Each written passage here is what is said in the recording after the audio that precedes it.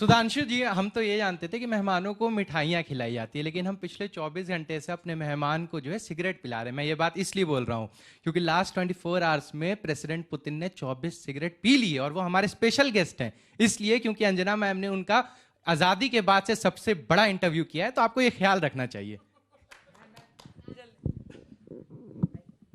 मेरा सवाल ये है कि जो रशिया का दौरा है भारत में, उससे तेल के दामों पे क्या असर पड़ेगा?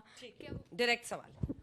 मैम, मेरा सवाल वरिष्ठ पत्रकार त्रिपाठी जी से है कि सर, अगर भारत पुतिन से और अच्छे संबंध बनाने में आगे बढ़ रहा है, तो क्या इससे अमेरिका के राष्ट्रपति ट्रंप को इस चीज़ से परेशानी हो सकती है, और क्या परेशानी होगी तो भारत को इस परेशानी का सामना करना पड़ सकता है?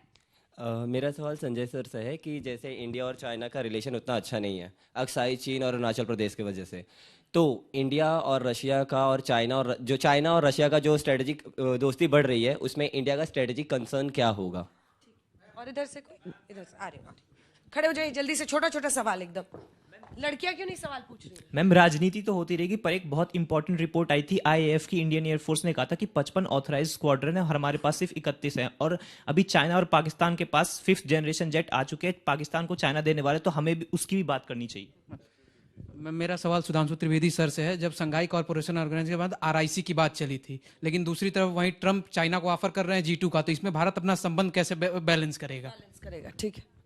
चीन पर चुप्पी, पाकिस्तान पर बड़बोले बयान। अमेरिका के साथ जो है, जब सिंदूर ऑपरेशन हुआ था, कितने वर्डिक्ट आए। ट्रंप ने, विदेश मंत्रालय ने कोई ऑफिशियल बयान जारी करके अमेरिका को अंकित तक नहीं किया, और जब पाकिस्तान की बात आती है तब बहुत बड़े बड़े बयान दिए जाते हैं। रशिया और भारत के जो संबंध है, उसमें जो अंदर पर्दे की बात जो चल रही है, जो संबंध में खटास आ रही है, उसको भी थोड़ा हाईलाइट करिए भाई। मेरा सवाल सुधांशु त्रिवेदी जी सर से है कि एक तरफ पीएम मोदी ऐसे बोलते हैं कि हम शांति के समर्थक हैं, लेकिन रशिया और यूक्रेन का युद्ध अभी भी चल रहा है, तो क्या ये स्टेटमेंट कॉन्ट्राडिक्टरी नहीं है? चलिए अब सुधांशु जी आप ही देखिए, रशिया यूक्रेन के बारे में भारत का बहुत स्पष्ट रूप से मानना है कि समझौता शांति के द्वारा होना चाहिए।